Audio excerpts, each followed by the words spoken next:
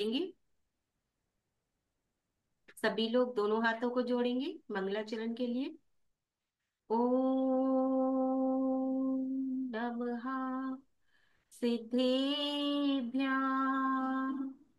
ओम नमः सिद्धेभ्याम्। ओम नमः सिद्धेभ्याम्। नमः श्री वर्धमानाय निर्धूतकलीलात्मने सालोकानां त्रिलोकानां यद्विद्यादर्पणाय ते। मङ्गलं भगवान् वीरो मङ्गलं गौतमो गणी मङ्गलं कुन्द कुन्दार्यो जैन धर्मोऽस्तु मङ्गलम्। कल्याणि धाम हो धारितुम पाप नाश में कारण हो। भयाक्रांत जो प्राणी जग में भय का करते निवारण हो। पारावार में डूब रहे जो जीव मात्र को होत समान। श्री जिन पारस नाथ चरण में बारंबार विनम्र प्रणाम। तरणी सौरभ सागर गुरु तारो मुझे ऋषि। करुणा कर करुणा करो कर से दो आशीष। सरस्वती नमस्तुभ्यं वरदे काम रूपिणी विद्यारंभ करिष्यामि सिद्धिर्भवतु मे सदा। जय बोले अनंतानंद सिद्ध परमेश्वरी भगवान की जय। 24 तीर्थंकरों की जय। आचार्य गुरुवर श्री 108 सौरभ सागर जी महाराज की जय। जिनवानी माता सरस्वती माता की जय हो जय हो जय हो। कल्याण मंदिर स्तोत्र जो कि आचार्य कुमुद चंद्र जी द्वारा रचित है और जिसका हिंदी में पद्मानुवाद आचार्य श्री सौरभ सागर जी द्वारा किया गया है, हम उसी को समझ रहे हैं। 38 हमारे काव्य यहाँ हो चुके हैं और आज हम 39 और 40 काव्य को समझेंगे। सबसे पहले संस्कृत में कल्याण मंदिर स्तोत्र जिसको हम पढ़ना सीखेंगे नीता दीदी के माध्यम से। नीता दीदी आप पढ़िए। जय जिनेन्द्र। त्वं नाथ दुःखी जनवत्सल हे शरण्य। कारुण्य पुण्य वसते वशिनान् वरेण्य। भक्त्यानते भयि महेश दयां विधाय। दुःखारोदोलन तत्परतां विधेहि। दुःखारोदलन तत्परतां विधेहि। निसंख्य सार शरणं शरणं शरण्य। मासाद्य साधितरिपु प्रतिथावदातम्। त्वत्पादपङ्कजमपि प्रणिधानवन्द्यो। वन्द्योऽस्मि चेतभुवं पावनहावतोऽस्मि। वन्द्योऽस्मि चेदभुवन् पावन हाहतोऽस्मि। बहुत अच्छे। और आइए इसको अब सबसे पहले अलग अलग शब्द से समझेंगे और उसके बाद हिंदी में जो है उसको समझेंगे। ये जो दोनों काव्य है ये ज्वर विनाशक काव्य है। ठीक है, यानी कि बुखार फीवर इनके विनाश के लिए काव्य है। 29 नंबर का 39 नंबर का जो काव्य है वो जो ये मौसम का बुखार जो हो जाता है जैसे वायरल आदि। ठीक है। और जो दूसरे वाला है 40 नंबर का जो काव्य है वो बड़े बड़े जो ज्वर होते हैं विषम ज्वर जैसे कि मलेरिया टाइफाइड चिकनगुनिया डेंगू जो बड़े बड़े बुखार लंबे समय तक चलने वाली यानी कि जानलेवा बुखार भी होते हैं तो वह उनके लिए है। ठीक है लेकिन दोनों ही ज्वर विनाशक काव्य है। तो चलिए सबसे पहले 39 नंबर का, त्वम नाथ दुखी जन वत्सल हे शरण्य, कारुण्य पुण्य वसते वशी नाम वरेण्य, भक्त्या नते मयि महेश दयाम विधाय, दुखान कुरोध, ये पूरा एक ही शब्द है, यानी कि दुख रूपी अंकुर, दुखान कुरोध आधा दे तक, फिर दलन तत्परताम विधेहि। ठीक है। अब यहाँ पर हिंदी में आचार्य सौरभ सागर जी क्या कह रहे हैं। हे नाथ दुखी जन वत्सल हो तुम शरणागत के प्रतिपालक, करना की हो पुण्य मूर्ति तुम, इंद्रिय जेता जगनायक। हे महेश भक्ति पूर्वक मैं आप चरण में झुकता हूँ, मेरे दुख को दूर करो मैं यही प्रार्थना करता हूँ। देखिए इतने सरल शब्दों में आचार्य श्री ने यहाँ पर हिंदी में अनुवाद किया है कि उसमें समझाने की ही आवश्यकता नहीं है। एक एक शब्द अपने आप में ही हमें समझ में आ रहा है कि इसका क्या अर्थ यहाँ पर निकल कर आ रहा है। ठीक है। तो इतने सरल तरीके से यहाँ पर उन्होंने लिखा है, काव्य के रूप में, लेकिन उसके बावजूद भी हमें एक एक शब्द एक एक अर्थ इसका समझ में आ रहा है। तो यहाँ पर कह रहे हैं कि हे पार्शनाथ भगवान, आप कैसे हो, आप दयालु हो, आप दुखी जन वत्सल हो, जो यानी कि दुख दुख जो दुखी जन है यानी कि दुखी मनुष्य है उनके ऊपर वात्सल्य भाव रखने वाले हो, वत्सल मतलब वात्सल्य भाव रखने वाले हो, यानी कि करुणामयी हो, आप दयालु हो, आप दीन दयाल हो, आप शरणागत के प्रतिपालक हो, यानी कि आपकी शरण में जो भी आ जाता है उसका आप पालन करने वाले हो, उनकी रक्षा करने वाले हो, करुणा की हो पुण्य मूर्ति, आप करुणा की मूर्ति हो, और इंद्रिय जेता जग नायक, इंद्रिय जेता मतलब इंद्रियों को जीतने वाले हो और इस जग के नायक हो। ए हे भगवान, हे योगीश्वर, भक्ति पूर्वक मैं आप चरण में झुकता हूँ, मैं आपके चरण में भक्ति पूर्वक झुकता हूँ। देखिए यहाँ पर क्या कह दिया, भक्ति पूर्वक, ऐसे ही नहीं, क्योंकि चरण में तो कोई भी झुक सकता है, नमस्कार कर सकते हैं, लेकिन कैसे करना है, भक्ति से नमस्कार करना है, अपने अहं का त्याग करते हुए नमस्कार करना है। ठीक है। तो यहाँ पर क्या शर्त लगा दी कि भक्ति पूर्वक, जो भक्ति पूर्वक आपके चरणों में आकर झुकेगा वह क्या करते हैं, तब वह आपके दुखों को दूर करती हैं। तो वह क्या कर रहे हैं कि हे भगवान, मैं भक्ति पूर्वक आपके चरणों में नमस्कार करता हूँ और यही प्रार्थना करता हूँ कि मेरे दुखों को दूर करो, क्योंकि आप कैसे हो, आप दुखों का नाश करने वाले हो, दुखों को दूर करने वाले हो, यानी कि ये जो दुख के अंकुर हैं उनका भी आप क्या करने वाले हो, नाश करने वाले हो, क्योंकि जो अंकुर है, बीज है, जब उसी का ही नाश हो जाएगा तो वृक्ष कहाँ से बनेगा, है ना, तो वह दुखों का पहाड़ कहाँ से बनेगा। तो इसलिए आप कैसे हो, आप दुख का क्या कहते हैं, नाश करने वाले, जैसे कहते हैं ना होम्योपैथिक जो दवाई होती है वो जड़ से ही नाश कर देती है बीमारी का, है ना। तो इसी तरह से आप क्या हो, आप जड़ से ही हमारे दुखों का नाश करने वाले हो। ये जो काव्य है सर्वजर नाशक, ये काव्य है। इसकी साधना कैसे करेंगे,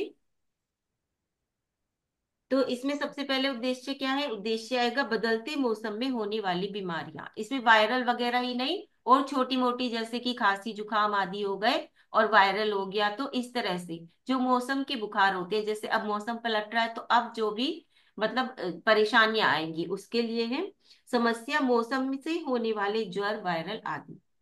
अब इसकी साधना रिद्धि मंत्र और काव्य की साधना होगी, 7 दिन तक 7,000 जाप करनी होगी। ठीक है।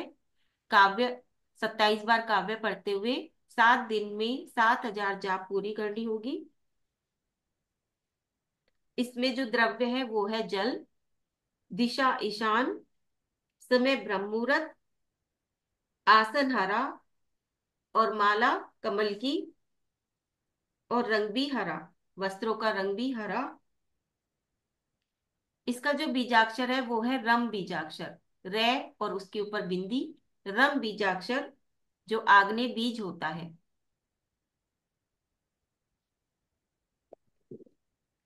इसमें क्योंकि सबसे ज्यादा, क्योंकि वायरल ही है, बुखार आदि है, तो इसमें क्या कर सकते हैं, जल को मंत्रित करके पिए, जितना हम जल को मंत्रित करके पिएंगे उतनी हमारे अंदर की बीमारियां क्या होंगी, दूर होती चली जाएंगी। ठीक है। इसमें और ज्यादा कुछ नहीं करें, मंत्र को जितना जल को मंत्रित करके पीते रहेंगे उतना ही हमारे अंदर के फीवर आदि वायरल आदि अपने आप ही स्वतः ही दूर होते चले जाएंगे। ठीक है।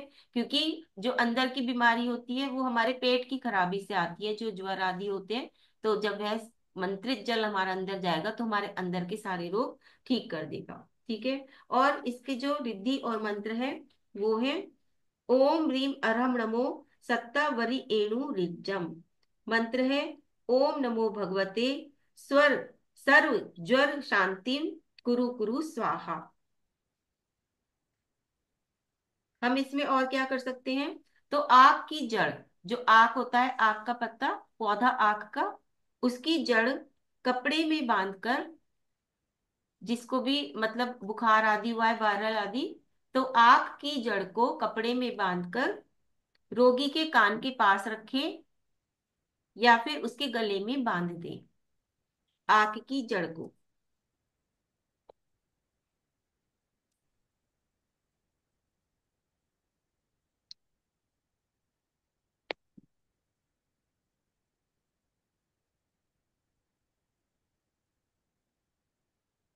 रविवार के दिन करें ये, रविवार के दिन।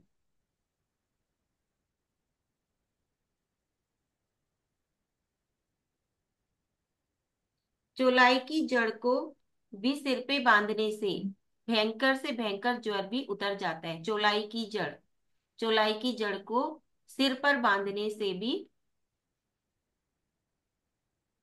ज्वर मिटता है।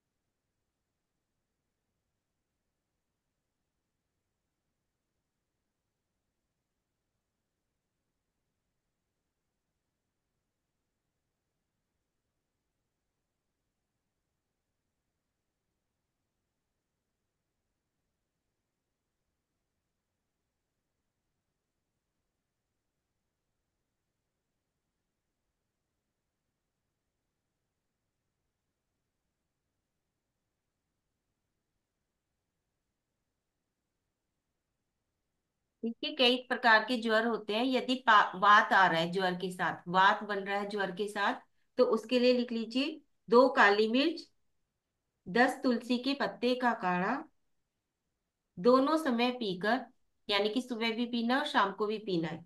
2 काली मिर्च और 10 तुलसी के पत्ते, इसका काढ़ा बना लीजिए और उसको दोनों समय पीकर गर्म कपड़ा ओढ़कर सोने से, यानी कि गर्म कपड़ा ओढ़कर सो जाइए तो पसीना आने से क्या कहते हैं, ज्वर उतर जाएगा।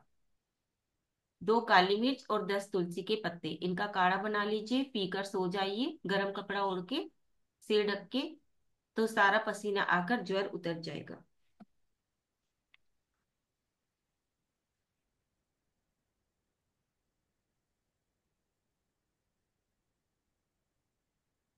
अब अगर पित्त ज्वर है, पित्त बन रहे हैं ज्वर के साथ, तो उसमें गेहूं के आटे को पकाकर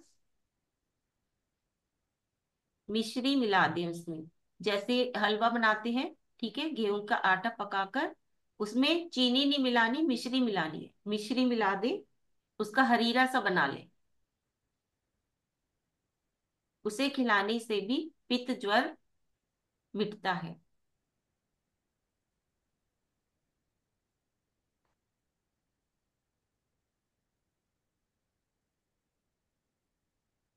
ठीक है। अब अगला है मुनक्का के शरबत में मिश्री मिलाकर, मुनक्का का शरबत कैसे बनेगा? मुनक्का को भिगो के रख दे रात को, ठीक है ना, तो उस तरह से सुबह उसका शरबत बन जाएगा, यानी कि पानी बन जाएगा वो मीठा मीठा, उसमें मिश्री मिलानी है, उसे पीने से भी पित्त ज्वर मिटता है।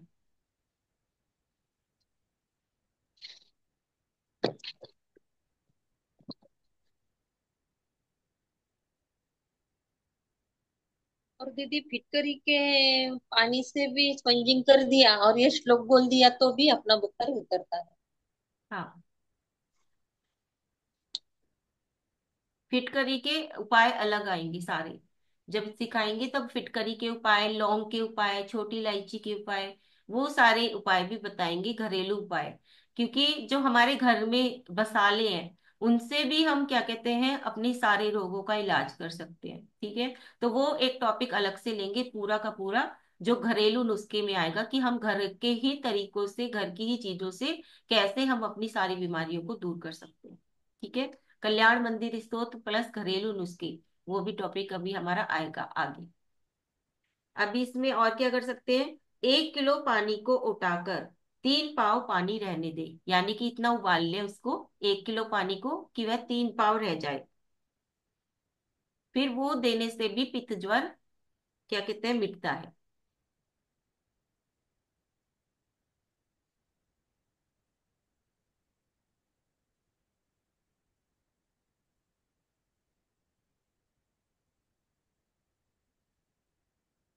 अब अगर ज्वर में घबराहट हो रही है, कई बार लोगों को घबराहट हो जाती है, तो उस घबराहट को दूर करने के लिए क्या करें, तुलसी के पत्तों का शरबत पिलाने से, तुलसी के पत्तों का शरबत पिलाने से जो बुखार से संबंधित, ज्वर से संबंधित घबराहट होती है वह दूर हो जाती है।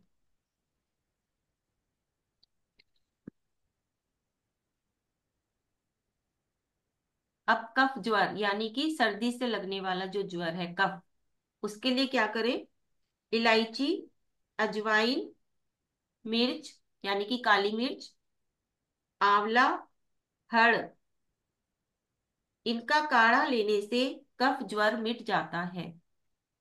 इलायची मतलब छोटी इलायची, अजवाइन, काली मिर्च, आंवला और हड़, इनका क्वाथ यानी कि काढ़ा लेने से कफ ज्वर मिट जाता है।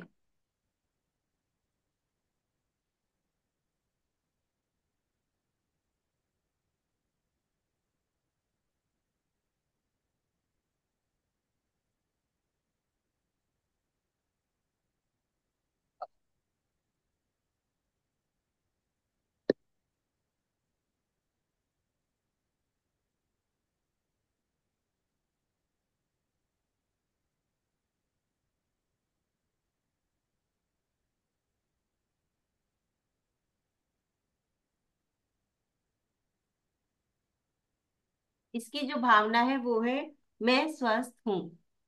भावना क्या है इसमें, मैं स्वस्थ हूँ।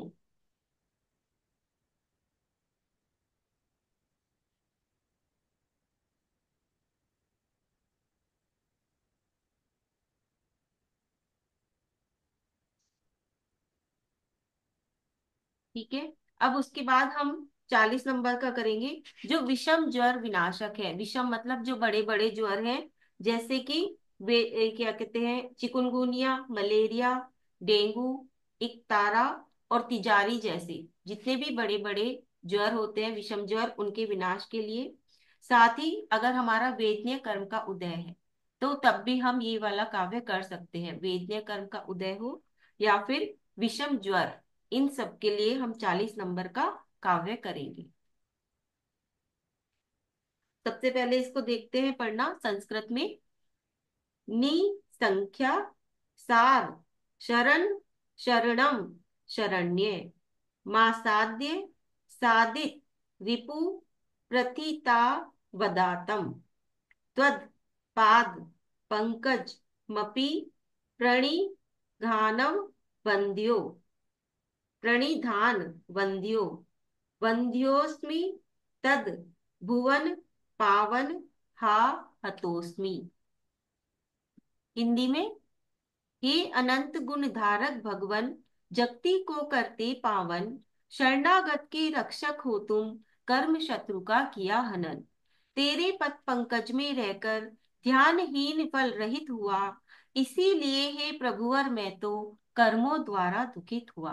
तो यहाँ पर क्या कह रही हैं कि हे पार्शनाथ भगवान, आप अनंत गुणों के धारी हो। कैसे हो आप अनंत गुणों के धारी हो, इस जगती को पावन करने वाले हो, और जितने भी शरणागत हैं उनके आप रक्षक हो। और आपने सबसे पहले क्या किया, कर्म शत्रु का हनन कर दिया, यानी कि कर्म रूपी शत्रु को आप जीतने वाले हो। फिर भी अगर आपके पद पंकज में, यानी कि आपके पास आकर भी अगर मैंने आपके चरण कमलों का, आपके उन पावन चरण कमलों का अगर मैंने ध्यान नहीं किया, तो फिर हे प्रभुवर तभी तो मैं मैं क्या हुआ हूँ, कर्मों के द्वारा दुखित हुआ हूँ, क्योंकि मैंने ध्यान तो आपके चरण कमलों का किया ही नहीं। तो इसीलिए मैं अब क्या हो गया हूँ, उन कर्मों के द्वारा ग्रसित हो गया हूँ। यानी कि हे भुवन पावक, आपके ऐशरण शरण शरणागत प्रतिपालक कर्म विजेता और प्रसिद्ध प्रभावशाली पावन चरणों को प्राप्त करके भी यदि मैंने उनका ध्यान नहीं किया, तो मुझ सरी का अभागा कौन है, अर्थात कोई भी नहीं है। क्योंकि जब हमें पुण्य से कोई चीज मिलती है, तो तब भी अगर हम उसका उपयोग नहीं कर पाते, तो फिर हमसे अभागा कौन है, कोई भी नहीं है, है ना। क्योंकि मान लीजिए किसी के पास बहुत सारा धन है, लेकिन वह खाना ही नहीं खा पाए, अच्छे अच्छे भोजन ही नहीं कर पाए, उसे शुगर हो जाए, तो उससे अभागा कौन होगा, है ना। तो उसी प्रकार से यहाँ पर कह रहे हैं कि हे भगवान, मैं आपके चरणों में आकर भी यदि मैंने आपके चरणों का ध्यान नहीं किया, मतलब मन से आपका ध्यान नहीं किया, तो मुझसे अभागा कौन होगा, क्योंकि फिर तो मैं कर्मों के द्वारा ग्रसित हो ही जाऊंगा। ठीक है। तो यहाँ पर ये जो पूरा का पूरा कल्याण मंदिर स्तोत्र है, इसमें जो एक एक शब्द है, ये अध्यात्म से जुड़ा हुआ है। इसमें बताया गया कि किस प्रकार से उनकी भक्ति करनी चाहिए भगवान की। ठीक है। तो इसमें अध्यात्म जात है कल्याण मंदिर स्तोत्र में। अगर हम इसको एक एक इसके शब्द को, इसके अर्थ को समझेंगे, तो हम अपने आप को देख पाएंगे कि हम कहाँ पर हैं, हम कैसी भक्ति करते हैं, कैसी आराधना करते हैं। ठीक है। तो इस चीज से हम सीख कर और फिर हम उसी प्रकार से अपने भावों के द्वारा जब भक्ति करेंगे, तो हमारे कर्म हमसे अलविदा कह ही देंगे। ठीक है। तो इस प्रकार से भक्ति करने की यहाँ पर प्रेरणा दी गई है। आइए इसको समझते हैं।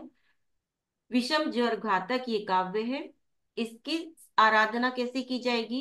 सबसे पहले क्या कहते हैं, काव्य 27 बार, फिर रिद्धि और मंत्र, 14 दिन 14,000 जाप करनी है। रिद्धि और मंत्र की धूप खेते हुए, यानी कि धूप का प्रयोग इसमें करना है। द्रव्य हमारा धूप रहेगा। दिशा ईशान, समय ब्रह्म मुहूर्त, आसन हरा, माला रुद्राक्ष की, और रंग वस्त्रों का हरा। 14 दिन 14,000 जाप। बीजाक्षर है भम। भम बीजाक्षर, जो कि सर्व ज्वर नाशक ये बीजाक्षर है, यानी कि। और इसमें भावना है, मेरा शरीर मजबूत और सुरक्षित है। मेरा शरीर मजबूत और सुरक्षित है, यानी कि इम्यूनिटी पावर हमारी इससे बढ़ेगी, इस वाली भावना से। ठीक है। क्योंकि जब हमारे फीवर होता है, तो हमारी इम्यूनिटी पावर यानी कि कम हो जाती है। तो उस इम्यूनिटी पावर बढ़ाने को के लिए हमें ये भावना बोलनी है कि मेरा शरीर मजबूत और सुरक्षित है। ठीक है।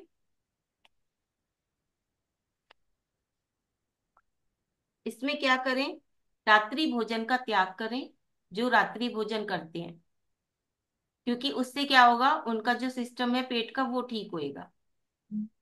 ठीक है। और सात्विक भोजन करें, जितना हल्का भोजन करेंगे, सात्विक भोजन करेंगे उन दिनों में, उतना अच्छा रहेगा।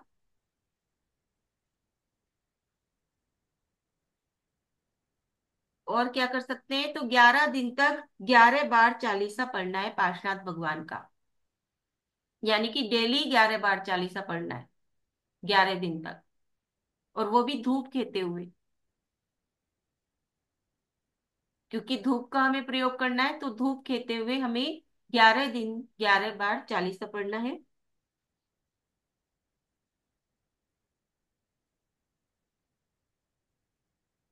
इसकी रिद्धि और मंत्र है, ओम ह्रीम अरहम नमो उन्हा सिए रासये। मंत्र है, ओम नमो भगवते इम लव्यु नमः स्वाहा। अब इसमें अलग अलग के लिए बता देती हूँ। टाइफाइड वालों के लिए रोजाना एक नारियल पानी पिए। जिनको टाइफाइड आ गया है, वो रोजाना एक नारियल पानी पिए, नारियल का पानी।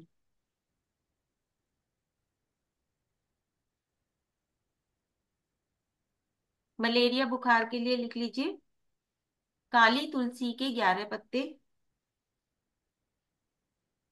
व काली मिर्च 11, 11 काली मिर्च और 11 काली तुलसी के पत्ते। तुलसी दो तरह की आती है, एक हरी और एक काली। तो काली तुलसी के पत्ते लेने हैं यहाँ पर। ये जब बुखार चढ़कर उतर जाए तब देना है इसका काढ़ा। जब बुखार चढ़ रहा हो तब नहीं देना, जब चढ़कर उतर जाए तब देना है। ठीक है, तब वो मलेरिया ज्वर छोड़ देगा।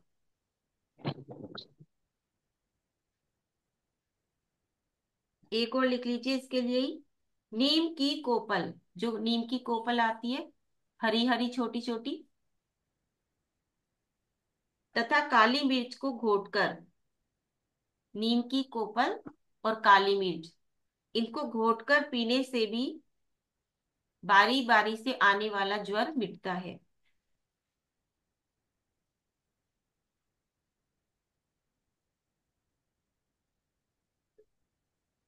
टाइफाइड मियादी बुखार के लिए लिख लीजिए।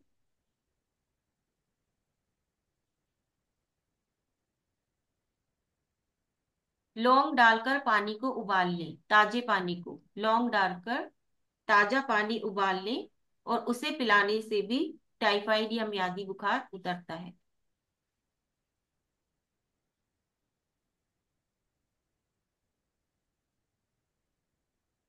सफेद चंदन, लाल चंदन, नेत्र वाला, पित्त पापड़ा, नागर मोथ, सोंठ,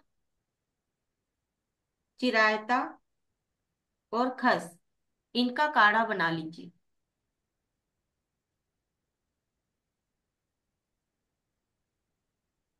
इससे भी सब प्रकार का ज्वर उतर जाता है।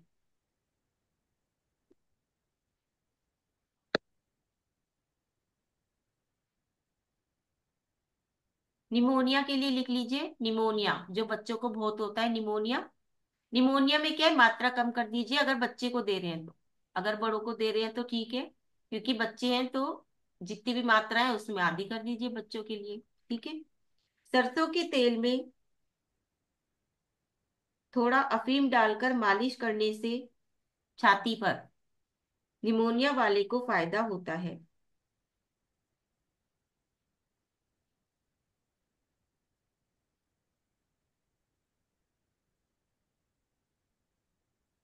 गूलर के दूध में, गूलर ये वो वाला जो पांच उदंबर फल होते हैं ना, बड़ पीपल पाकर कठूमर गूलर, ये वो वाला गूलर है। ठीक है।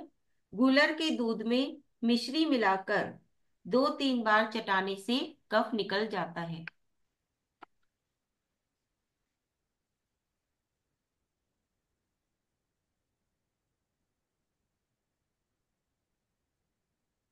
सौंफ, मुनक्का और लिसोड़ा। सौंफ, मुनक्का और लिसोड़ा, इनका काढ़ा बनाकर देने से भी कफ पतला होकर निकल जाता है।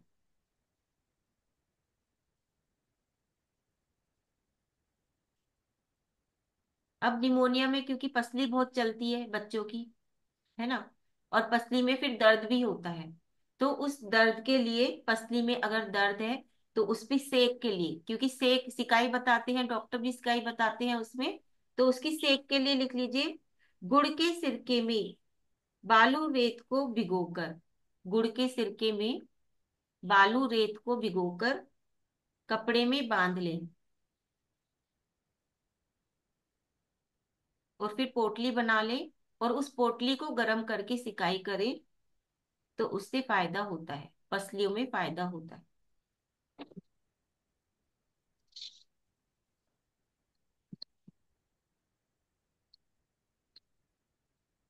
अगर बुखार में प्यास ज्यादा लगे तो उसके लिए लिख लीजिए। प्यास ज्यादा लगने पे बड़ी इलायची को भूनकर थोड़े थोड़े दाने खिलाने से प्यास मिटती है बुखार में। बड़ी इलायची को भूनकर उसके थोड़े थोड़े दाने खिलाने से प्यास बुझती है।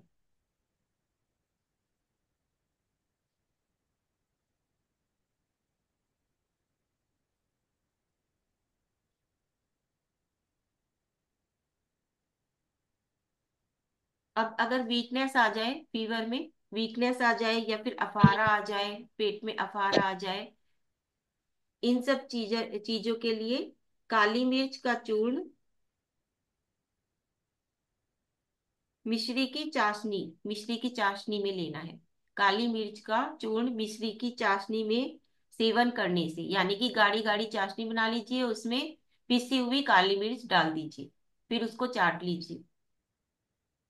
उससे भी जो बुखार के बाद की कमजोरी होती है वो जल्दी भर जाती है, पेट में अफारा नहीं आता, अमाशय की पीड़ा भी मिटती है।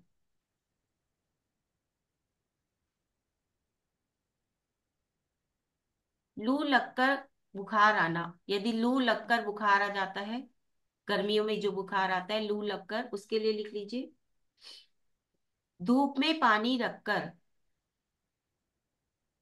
धूप में पानी को, बाल्टी को रखकर गर्म कर ले उस पानी को, क्योंकि लू से गर्मियां होंगी यानी कि, और गर्मियों में अगर आप पानी बाहर रखोगे छत वगैरह पर तो वो गर्म हो जाएगा। फिर उस पानी से नहाना है, तो लू का जो लगा हुआ, लू से चढ़ने वाला जो बुखार है वो दूर हो जाएगा, और लू अगर लग गई है तो वो भी उतर जाएगी। क्या करना है, धूप में पानी को रखकर गर्म कर लीजिए और फिर उससे स्नान करना है। ठीक है। और क्या कर सकते हैं, इमली का पानी, इमली का पानी शक्कर या गुड़ में मिलाकर लेने से भी लू ज्वर उतर जाता है।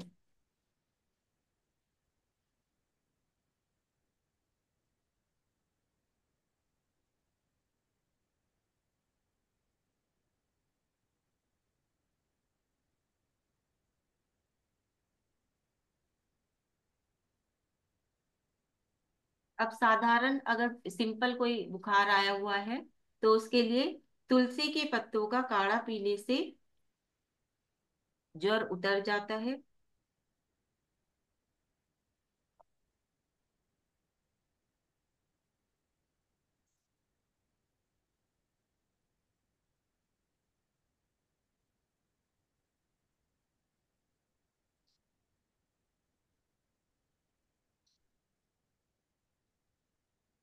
ठीक है। और क्या कर सकते हैं, तो रविवार या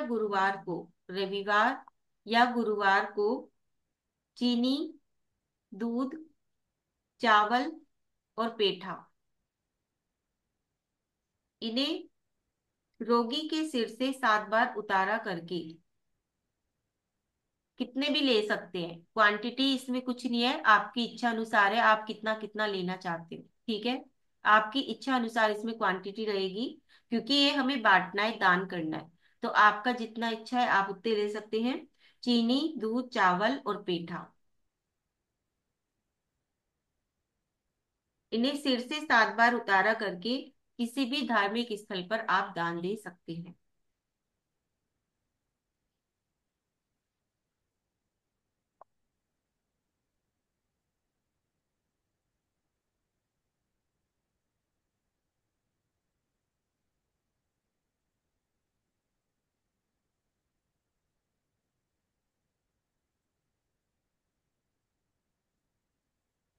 अनार के शरबत से, अनार का अनार के शरबत से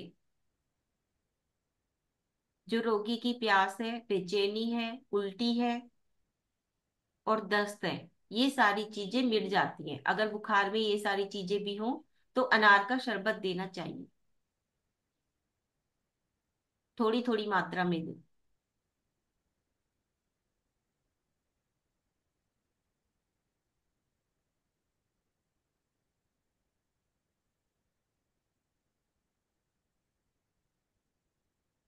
ठीक है। हाँ, तो इस प्रकार से ये आज हमारा ज्वर का खत्म हुआ। यहाँ पर दोनों काव्य ज्वर से संबंधित ही थे, आ, हल्का ज्वर और ज्यादा दिनों तक चलने वाले ज्वर, सभी प्रकार के ज्वर इसके अंदर आ गए।